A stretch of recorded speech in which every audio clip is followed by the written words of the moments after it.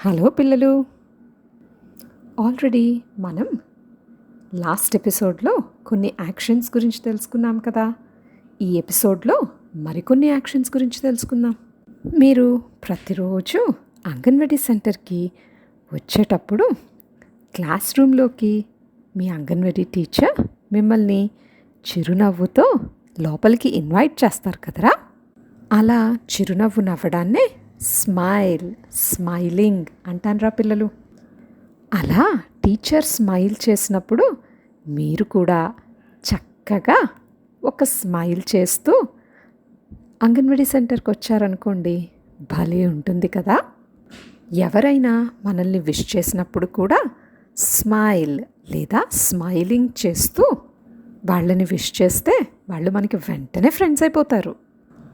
ఆ ఫ్రెండ్స్ అందరితో మనం పాటలు పాడుకుంటూ డాన్స్ చేసుకుంటూ ఉంటే అబ్బబ్బబ్బా రోజంతా ఎలా గడిచిపోతుందో తెలియదు కదా.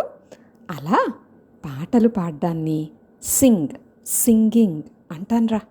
ఏమంటాం? సింగింగ్. నృత్యం చేయడాన్నేమో డాన్సింగ్ అంటాం.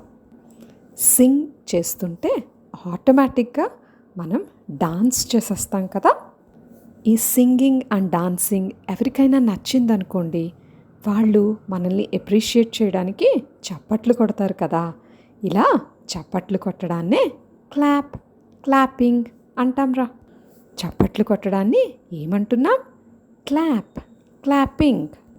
కానీ ఒక్కోసారి మనం తప్పులు పాడేశామో, డాన్స్ తడబడుతూ వేశామో, ఇక అంతే, మన ఫ్రెండ్స్ అందరూ అని గట్టిగా నవ్వుతారు కదా. ఇలా గట్టిగా నవ్వడాన్ని లాఫింగ్ అని అనొచ్చురా. గట్టిగా నవ్వితే లాఫింగ్ అంటాం. ఇక మనం ఉత్సాహంగా డాన్స్ చేసేటప్పుడు చూసుకోకుండా మన ఫ్రెండ్ కాలు తొక్కామా, అంతేక వాడు మన మీద గట్టిగా అరుస్తాడు కదా. అలా అరవడాన్ని షౌటింగ్ అంటారన్నమాట. అంటే కోపం వచ్చి గట్టిగా అరవడం. ఇలా గట్టిగా అరవడాన్ని ఏమంటారా పిల్లలు? షౌటింగ్. మనం నేర్చుకున్న యాక్షన్స్ ఏంట్రా పిల్లలు? స్మైలింగ్ అంటే చిరునవ్వు నవ్వడం. సింగింగ్ అంటే పాడటం. డాన్సింగ్ అంటే నృత్యం చెయ్యడం. క్లాపింగ్ అంటే చప్పట్లు కొట్టడం.